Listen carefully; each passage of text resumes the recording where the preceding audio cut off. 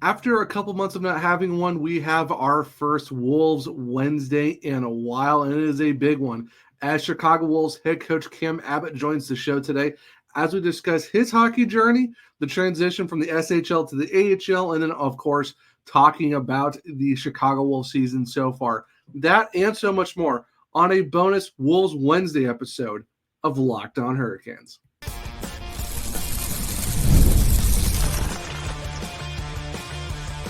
Your Locked On Hurricanes, your daily podcast on the Carolina Hurricanes. Part of the Locked On Podcast Network, your team every day. Welcome to a Wolves Wednesday edition of Locked On Hurricanes, your team every day. Part of the Locked On Podcast Network. Thank you to the Everydayer for making this your first listen of the day.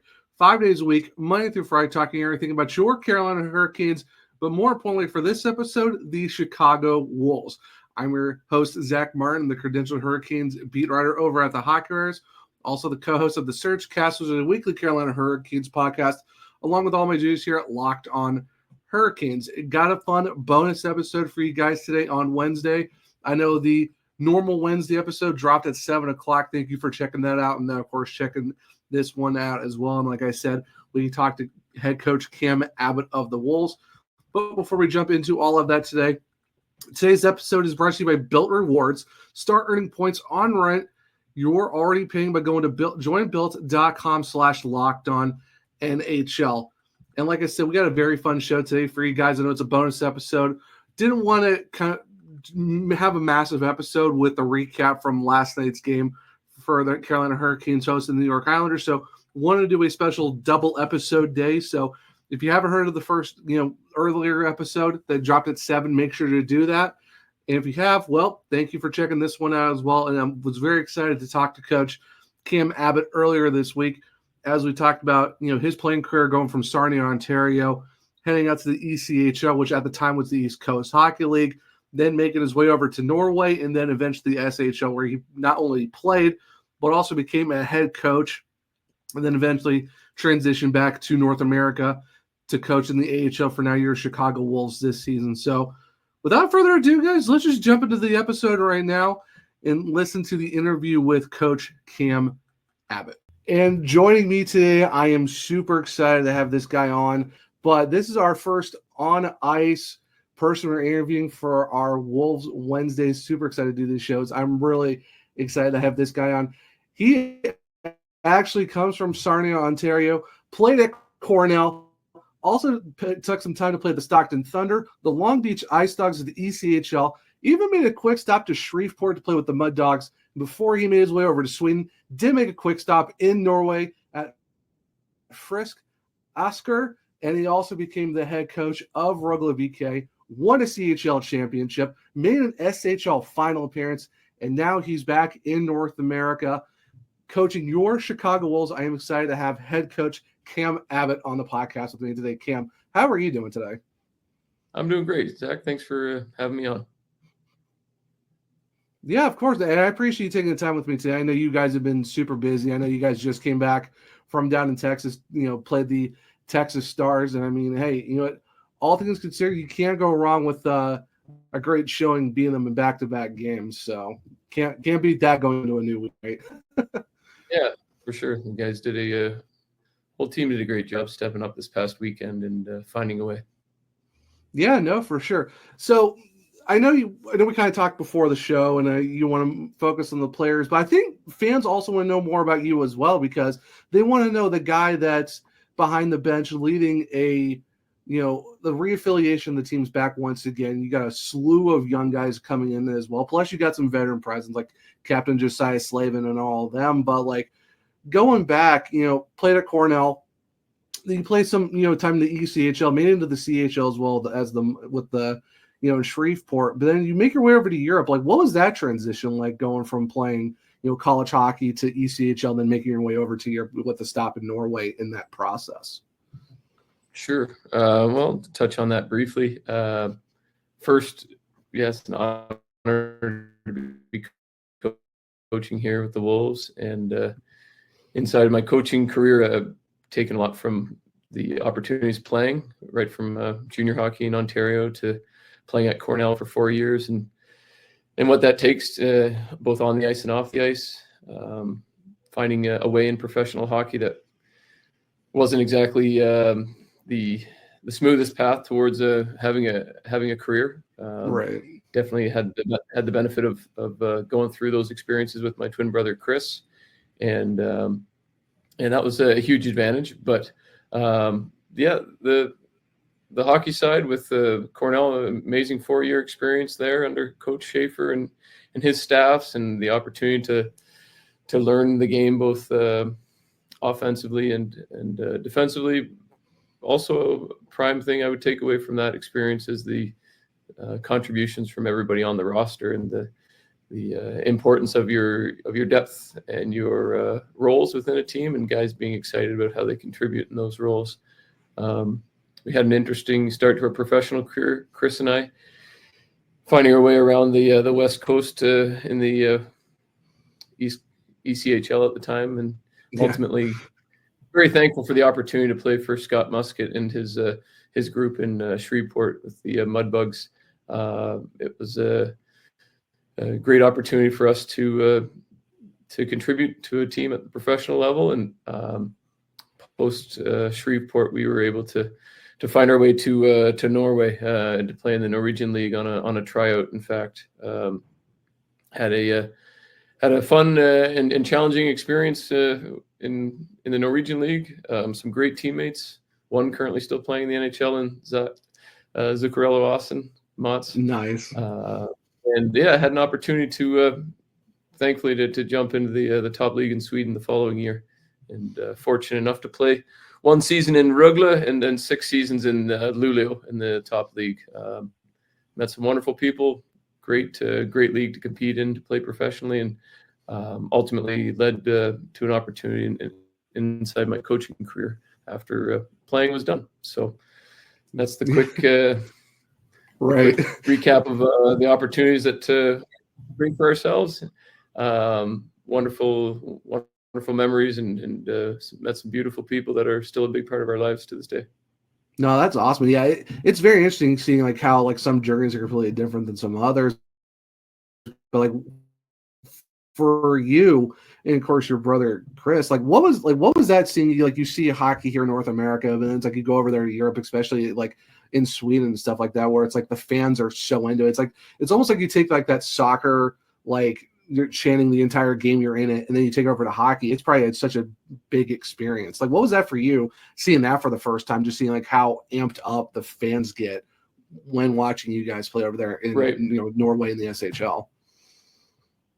Sure. My tendencies, I guess, early on in living overseas was to compare and to judge. I think over the last 15 years that I lived over there, it was moved a lot more towards recognizing differences, but not comparing or judging so much. Right. I really enjoyed the fact, especially in Northern Europe and Sweden and Finland in particular, but my experience mainly in Sweden is that it's a very knowledgeable hockey fan base. And they're very closely attached to the sporting culture of the game, as opposed to perhaps the make some noise entertainment for that aspect. So, which is again, it's no better, no worse, but it is. You're very closely attached to the game as a fan, I believe, when you have that appreciation for the block shots or for the defensive plays that make a huge impact on the game, as all hockey people know as well.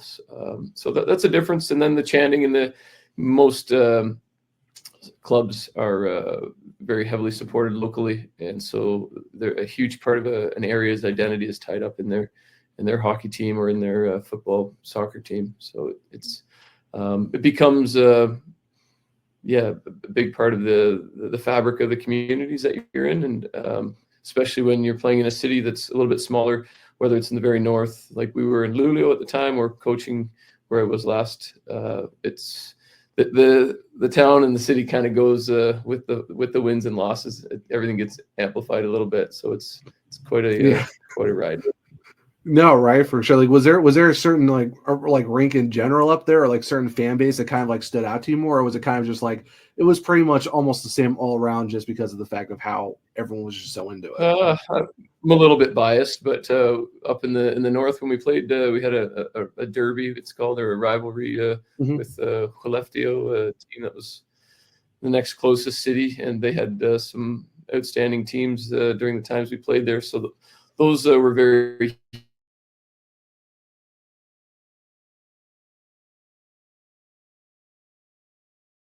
heated, bitter rivalries. Fans had those days marked on the calendars, home and in between Rögle, where I coached for 7 seasons, and played there as well, between Rögle and Malmo. A hated dirty word from an hour south. So it was crazy, just wow, incredible atmospheres, and it led to a lot of great experiences for players and fans alike. Yeah, definitely. Well, as a Rögle BK fan, I appreciate the championships. Very awesome. So you mentioned your twin brother Chris and everything you guys have done. Like, what was that dynamic like for you guys? Being able to go from players to now doing front office coaching, and being able to work together in a family aspect, but also as with your brother being GM, you being coach. Like, what was that like, being able to do all of that together, going from being players to now doing all that with coaching and GMing? Yeah. Well, we're very thankful and grateful for the opportunities that were, a few people believed in us, especially post playing. I was able to start coaching a junior team in Växjö, Sweden for 1.5 years. Had a successful first season, and just 20 games into my second season with the top junior team in the country.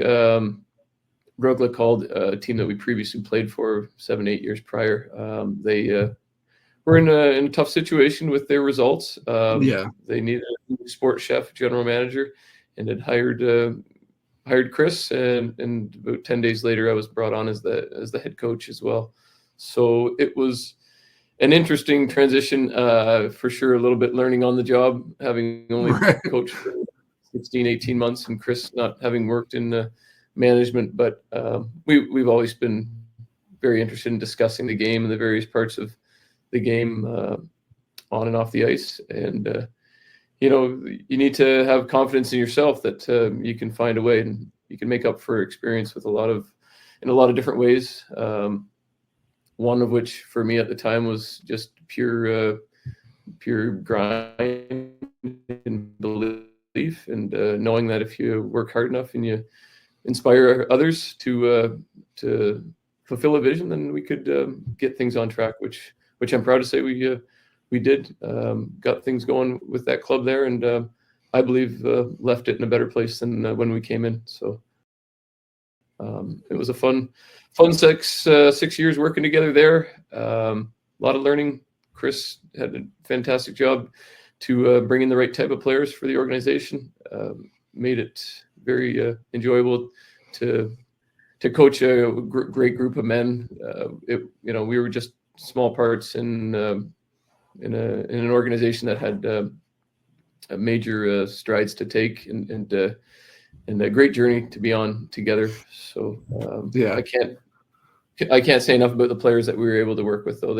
It's the guys on the ice that make things happen. Every place I've been, that's part of what I make sure they understand. The guys pulling the skates on, it's their journey, and we can help facilitate something special. All right, guys, we're going to take a quick break from the interview to go over some sponsors, and we'll jump right back into it here in a second on a Wolves Wednesday edition of Locked On Hurricanes. The World Series, Super Bowl, the Olympics, the world's top athletes get to play these top-level sporting events thanks to one thing: teamwork. And teamwork can also protect your financial legacy and your family's future. Select Quote's licensed insurance agents are the perfect teammates when shopping for customized, affordable life insurance. They can find you the right policy to keep your financial legacy safely in your family's end zone. You invest so much time to take care of yourself and to be the healthiest, best version of you. Select Quote's exclusive policies can reward that effort. With Select Quotes, they shop, you save. Get the right life insurance for you for less at selectquote.com/lockedonAHL. That's go to selectquote.com/lockedonAHL today to get started. Once again, that's selectquote.com/lockedonnhl. If you're a renter, listen up. This is a total game changer. Thanks to Bilt, you can now earn points on rent payments just like you do with groceries or travel. Paying rent now comes with serious perks and is completely free to join. Earn valuable Bilt points on your rent and everyday spending at no extra cost. Redeem points towards flights, hotel stays, and even future rent payments. With over 500 airlines and 700,000 hotels in their program, the possibilities are endless. Access unique experiences that are exclusive to Bilt members. Start earning points on rent you're already paying by going to joinbilt.com/lockedonNHL. That's joinbilt.com/lockedonNHL. Make sure to use our link so they know we sent you. Don't wait. Start earning rewards today. All right, guys, we are going to be starting back with the interview with Cam Abbott right now. Definitely, when talking about certain players as well, I mean, you guys like Bert Sider, Niles Hoaglander as well, guys that you've coached at Rogla. Now they're, having their journeys in the NHL. Like, what's that like seeing, you had these guys at your time there, and then you see them, transition from the European bigger rinks to North American hockey, which, for some guys, takes a little bit of time, but seeing how they're dealing, like, how does that feel for you, seeing them be able to make that transition and make an impact like they're doing right now with their particular clubs? Yeah. First, we enjoyed at the time running the 6 of the 7 years, the youngest rosters in the league over there. And it was including players like Nils and Mo. I have to mention Adam Edstrom playing with the Rangers right now. Oh, yeah. There's a laundry list that people posted. Yeah, like a lot of guys who coached. Part of helping them at that period of time was, these are 17, 18, 19-year-old men that had some development years behind them, but also in front of them, and making sure that they, in my opinion, use their resources and their opportunities to get better in so many different aspects. So when they got to North America, they were able to be impactful in the AHL and then build that foundation to be able to grab a job in the NHL, which I'm excited to see that a number of them have and found their spot within the rosters of their NHL teams, particularly the ones that have drafted them. So working with them, when you have motivated players that are willing to put the work in and have that unwavering belief in themselves, which all three of them, including numerous others, Marco Kasper, and the list kind of goes on. They're with the belief in themselves and the willingness to put that work in. I think amazing things can happen for them individually as well. The best part is they're all team guys that were fully committed to helping the club win and didn't take any shortcuts. And you can see it in the type of guys they are for their organizations now. Right. No, definitely. And so before we transition from like your time in the SHL to the AHL, I know you've been with Chicago for a little bit now, but you're also your brother's coming to work for the Hurricanes in the organization in some aspects. Like, what's that like again? Being able to you guys did it over there. Now you're going to come back over here and do the same thing again. Like, how are you feeling about having your twin brother back here in North America with you in some aspect of the organization? Yeah, it'll be a lot different. I'm excited for him to get started in Raleigh. I believe he's got a very good skill set to identify and find those types of players that will fit very well with the staff and the process in place in Carolina. I'm excited for how he'll fit in with Eric and his group. But just on a personal level, it's been this is the furthest we've been apart, right? For the last number of years. We talk most days, but I'm excited for him to find this opportunity for him and his family. Life's a journey. So he's been able to meet a lot of wonderful people over in Sweden, and those doors don't necessarily have to close. We both got our that's where life has been for the last number of years. But this is a great family adventure for him to go on as well. So I'm really looking forward to seeing how he makes that transition. No, that's awesome. Yeah, that's really going to be able to just not have so many time zones. Now it's kind of like within one, so it's not bad at all. So, before, you starting your season with the Wolves, you were down there in training camp with the Hurricanes. You were, seeing your guys that you're kind of formulating what your roster might look like going into the AHL season. Of course, you're also being able to be around like the other, the guys that are going to be on the Hurricanes roster, but then also being around the staff too of, you got like Jeff Daniels, Tim Gleason, Rod Burnhamore. Like, what was that experience like for you, kind of throwing back and forth ideas, or like, just rubbing shoulders with, the coaching staff of the Hurricanes that have made 6 straight playoff appearances, Eastern Conference Finals, division titles. Like, what was that like, just interacting with just all those coaches and kind of getting like how you want to figure out how to coach the Wolves to help set up Rod's and Gleason's system in Carolina? Sure. Yeah. It was a dream come true for me. Honestly, the Rod and the whole staff there were right from day one exceptionally welcoming and down to earth and just tremendous. I mean, you guys know how well regarded Rod and his group are, but yeah, it's every bit of that. They're so terrific, wonderful people to be involved with and try and help. To help fulfill the vision of what they're pushing to achieve down there is it's motivating. The information side of it, the ability to learn was something that I'll always be grateful for, and to this day the opportunities to get better as a coach over the last 8 months that I've been working in this role has been I'm very grateful for that. At the same time, the chance to be down at development camp and get to know some of the players early on with whom I'm working with right now, as well as the staff that we put in place with the Wolves here with Dan Price and Spiros and John on the hockey side has been like, these guys are really good, and you should have them on the podcast before me. Very good. We'll definitely get them on. We definitely need to get those guys on for sure.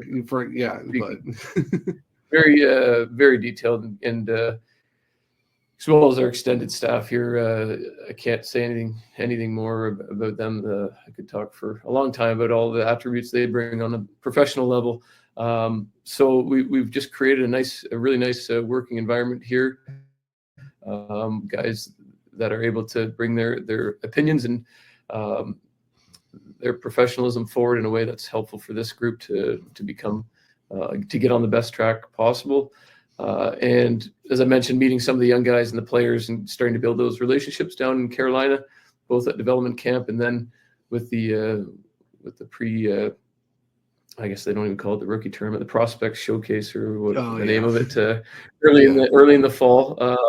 Those opportunities, knowing that we'd be having the chance to work with a vast majority of them as we move back up here to Chicago. So time in Carolina, I think 6 weeks total. The spring and summer was a wonderful experience, and in so many different ways, including how we can implement our playing systems to be most helpful for the Carolina Hurricanes prospects and the young men that are working to take a job in Raleigh at some point in the near future. So right, yeah. At the same time, wrapping that into the Chicago Wolves identity of pushing for excellence here within this group and daily improvement and progress towards being a top club. Yeah, no, 100%. Then that's actually perfect, because I wanted to ask you about how that transition was going from, over there now to being on, back to normal North American rinks. And like, you have a lot of guys coming from college with Bradley and the Doe, Felix Understorm, coming with you in a sense from the SHL. And you do have your veterans, you got your Josiah Slavins, who's your captain. You've got Ryan Suzuki, who's been there for a while, who's having a great season as well. Like, what's for you, looking at the dynamic of the team right now and just being able to go from like game one to where you're at now, like what's that whole process been like up to this day? And we'll jump a little bit farther into the minute stats and the team overall. Like, what's that been like for the first few games just seeing the growth and transition already from this team back from game one to now. Right.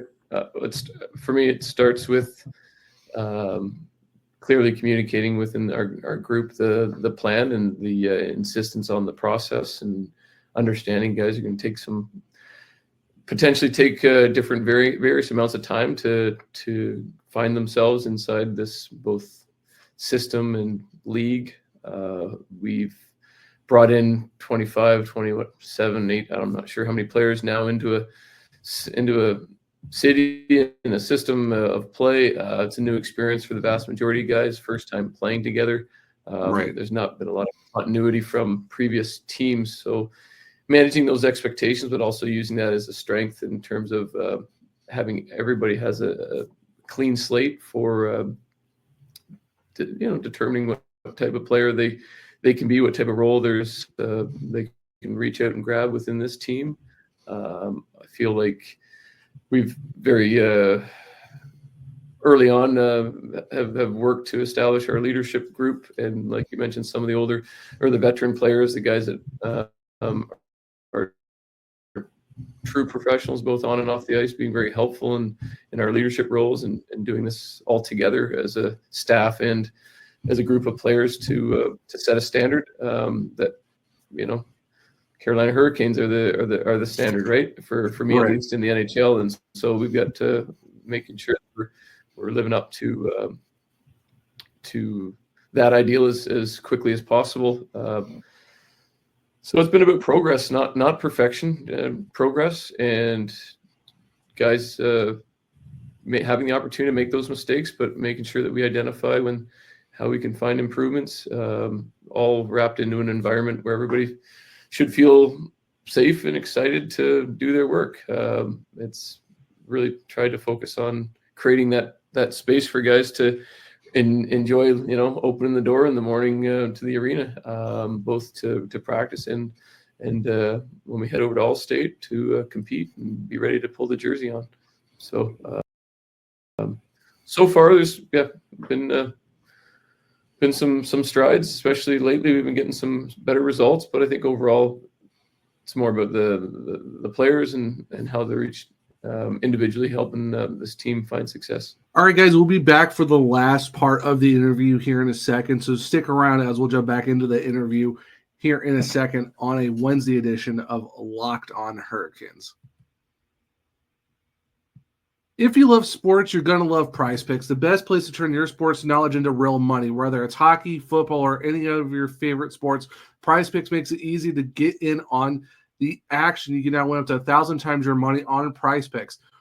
Plus, this holiday season, they're giving away $30 million in rewards during Pickmas and offering 2 free picks in December. And when your picks hit, PrizePicks makes it easy to cash out. You can get your money in as fast as 15 minutes. Now, for me, when I'm looking at PrizePicks, I'm on the hockey board. I'm looking at maybe if Jack Hughes will have more than 4 shots on goal, or maybe Seth Jarvis will have more than an assist in a game. It's so simple to make my picks and have fun with friends while potentially cashing out fast. So make sure to download the app today and use code LOCKEDONNHL to get $50 instantly after you play your first $5 lineup. That's right, $50 instantly. And where can you do that? Well, you can do that at PrizePicks, where you can run your game. All right, guys, without further ado, let's wrap up the episode in the interview with Cam Abbott right now. No, you perfectly said. I mean, and you're talking about how great the team has been. I mean, you guys have right now over your last 10, 7-2-1. Even this current streak, you're 4-0-1-0. I mean, you're talking 1 point out of third place for the Texas Stars. You're only 4 back of the Milwaukee Admirals, figuring them out. You guys have done a really great job against Rockford as well. And here's the thing that's really stood out for your team overall. I think you guys have found a way to make a really disciplined hockey club.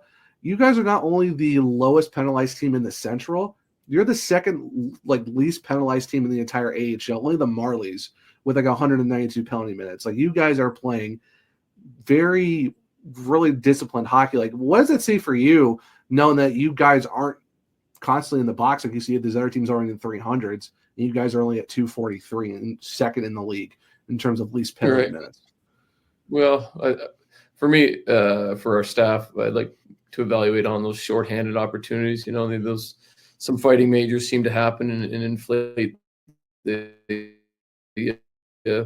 penalty minutes a little bit, but the to be even more disciplined are plentiful. I mean, we've I think recently the last 5-7 games that feel like been a little bit more undisciplined in certain ways with our sticks or with taking. There's different types of penalties, as everybody knows. There's still a lot of areas. Special teams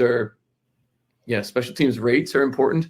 Penalty kill numbers and power play numbers, for me, it'd be a lot better if the absolute number of opportunities for the opposing teams are a lot less, where you're not giving them chances to go on the power play. We don't talk about it explicitly so much. It's more about making sure you're doing things to help the team and not hurt the team. And so when you're playing this style and you got your feet moving and you're doing the work defensively to stay close to your check and to not have your stick in tough spots, and you're not cutting corners defensively, I think you don't put yourselves in those positions as often as maybe other styles of play to take penalties. But yeah, I mean, discipline is something that's critical to find success later in the season as well. So we've got a ways to go yet. I feel like it's very helpful though that's one of those winning metrics for me at least, to make sure that we have a high spread between the number of power play opportunities and penalty kill situations. Yeah, no, for sure. And like I said, too, like you guys are on a great run, just took care of business down there in Texas and all that stuff, too. And you talk about specific players and how they've been, helping the team out in some ways. I mean, looking at prospects and even some of the veterans, too. Like you look at Bradley Nadeau and Felix Ungersorum, both got named to the World Junior teams that are going to be starting later this month going into next year. And then Ryan Suzuki's, been playing amazing hockey, healthy for the first time in probably a while, and he's been playing great. And also Scott Morrow on the defense side of things. But even Dustin Tokarski, while you guys had him for a little bit, 2 back-to-back shutouts, now he's in Carolina. Guys, for his first NHL win in almost 22 months. Like, what does that say for you, or like what sticks out to you with like you're seeing that dynamic of like the younger guys having their success and doing what they need to do to learn the system and being able to have these opportunities with their countries, but also seeing veteran guys like Suzuki's being here for a little while, and also Dustin Tokarski being able to transition his game with you guys in Chicago to go to Carolina and do his thing. Right. It's going to be difficult to get me talking too much about individual players unless you want to talk about all 24 guys or 25 and how. I mean, hey, I got enough time. How much time? Yeah. So I mean, I'll address Nadeau and Felix Ungersorum. Really excited for them as a staff, as a team here, for their dreams to come true with representing Canada and Sweden in the World Juniors. We're excited for how they're going to represent themselves and the team here in the way they will. They've had professional seasons that have been a fun journey so far. I'm sure both of them have found their times where they've been wondering about things, questioning, and also those highs where they start to feel the joy of contributing in the way that they feel their skill sets allow them to. They've been great men to work with, and it's been fun to be a part of their development so far. They put the work in, and I'm hoping they can use this opportunity to serve their countries really well at the tournament and come back healthy and charged up to keep pushing here. So they've done a good job this past fall with the Wolves here, and excited for them. I mean, Ryan's gone through a challenging number of years as a professional, and for me, it's been great to see his commitment to transforming into the player that he believes and others believe he can become in this league and beyond.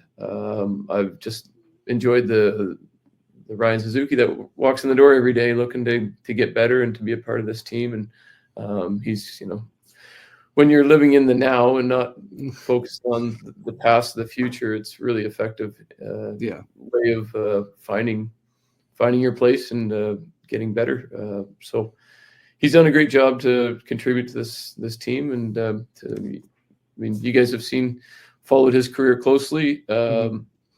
He's done a good job to tune out some of the noise, maybe, and just focus on playing and being the type of player that can be helpful for this team to find success. And individually, he'll find that as well. So Ryan's, and I can go on with each guy. I feel is had different levels of progress for sure, but is for me on the daily here when they're walking through the door and working with the staff and the group is excited to put the work in, and so I've been appreciative of their hard work. No, that's awesome. And I know right before we let you go, a couple more questions. So I know still a long ways to go in the season. I mean, you're talking 22 games out of a very long season. Like, how is it for you talking to these guys? There's some weeks where you're having a long stretch of days of no games, and you have like 3 in 3 days or 4 in a certain number, and you're maybe playing different teams. How do you find a way to keep the guys in the moment and go game by game instead of looking ahead or stuff like that as we're getting closer towards the end of 24, switching into the 25 part of the season? Right. Yeah, the 3 and 3s pose some interesting challenges. We've had a few of them. Thankfully, 3 and 3 against Grand Rapids, you can frame it however you want, but they're traveling and playing the same nights that we are and against the same opponents. So it's all things are quite equal there. And the other situation, 3 and 3, we had teams that played at least 2, sometimes 3 games in those weekends too. So the players have handled it well. We definitely aren't interested in coasting or kind of saving anything. It's Fridays. There's no saving it for later in the weekend. We'll deal with the next game when it comes. I think as a staff, it poses some different challenges on the development side, making sure that we're able to give them the time off necessary to be at a full power for the following games, so that we're not overdoing it. But between Jake, our strength and conditioning coach here, and Austin, the medical staff, we've had some good discussions as to the loads that are necessary for guys to optimize their time on ice and the development aspect, as well as being ready to compete and play in the games, which is critical too, because you don't want to sustain injuries or anything at this point in the year. It's week for week right now. We're just looking forward at this point to preparations tomorrow, and then a game on Wednesday with a bit of a different looking lineup with Felix and Nadeau heading out. Right. And then we'll move on to the weekend from there with our 2 games against Iowa. So it's week by week, communicate clearly, have that plan, or at least a loose plan in place a little bit further in advance, and then that allows the guys to take care of the work that needs to be done each day when they come in. So far, there's improvements to be made, but I think we've done a good job to identify the process that's helpful for the guys, and so we'll just keep going. Yeah, no, and like I said, you guys are only 1 point out of third, 4 points out of second. So you guys are getting really back into the thick of it. But one last question before I let you go, Cam. Once again, big thank you for taking the time to talk to me today. I know that there's a lot of fans from Carolina and just all around that are want to come to Chicago, see you and the guys. You do your thing at All-State. So I have to ask you this. It's not a hockey question. You've been there for a little while now. What is your go-to food spot? Like, what's the area you like? What's your food that you want to go and have, just on a game night or just on an off night? What is a place that people should go check out around the area that you would recommend? We need to connect with a few of the foodies here that like to eat out. I'm mostly cooking my meals at home myself, but the Chicago deep dish has been known to be enjoyed by a few people in the staff here and the players. Would have some good recommendations for restaurants. Okay. I haven't eaten there yet, but I know Carlucci's Italian place in Rosemont, I've heard is really good. Okay. It's not too far from our game rink, as well as I can't say enough about the people at Harry Carey's, a nice steak restaurant near our home rink in Allstate as well. So maybe those two could be something to follow up on. Okay. Yeah, there's a lot of wonderful places to eat in the area here. I just haven't really indulged too much in that yet, but maybe a late night pizza, deep dish. Yeah.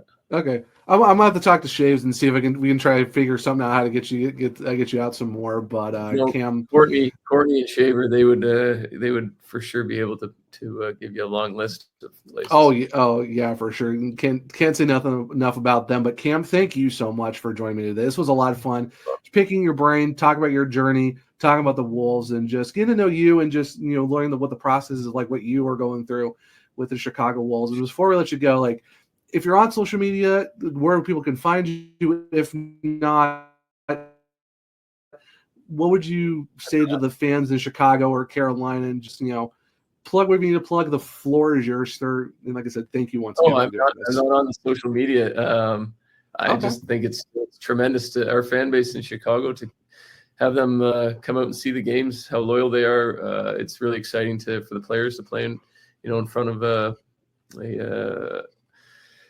not that we haven't seen a packed Allstate, but that's the goal, So but the loyal fans that we do have, it's really, really fun to play in front of them. And I just welcome any Carolina fans to jump on a plane and fly into O'Hare. That's really close to Allstate Arena. You can almost walk over. It'd be fun to come check out some of the prospects and see what hopefully some of the future of the Hurricane players look like right now. Always welcome, and tell you what, there's a really welcoming community up here in Chicago for those that do visit. Yeah, awesome. All right, guys. Well, that is with Cam Abbott. Like I said, big thank you to him once again. This was a lot of fun. And until next time, guys, let's go Canes, and also let's go Wolves. Big thank you to Cam Abbott for joining me to do that for the latest edition of Wolves Wednesday. It was super fun to talk to him. Hope everyone enjoyed the episode. It was just a great time talking to him and just picking his brain on a bunch of different things. But guys, that will actually, as I said in the interview with him, that will wrap up today's episode of Locked on Hurricanes featuring Cam Abbott for Wolves Wednesday.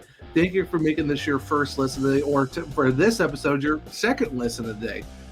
For your actual second listen of the day, well, make sure you go check on Locked on Fantasy Hockey, because you can become a hockey fantasy expert and get the edge over your league mates with daily tips for steal and flip.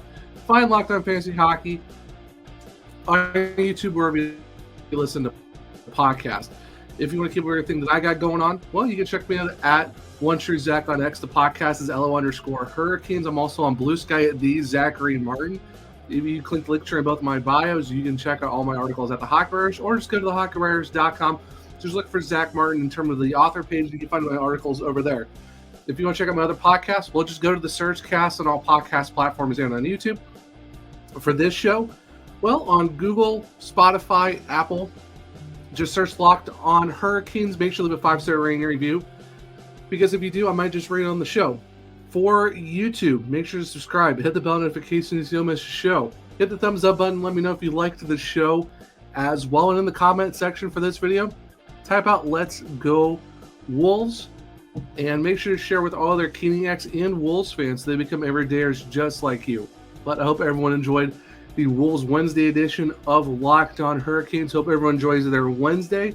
And until next time, as always, let's go Canes. And as I said earlier, let's go Wolves.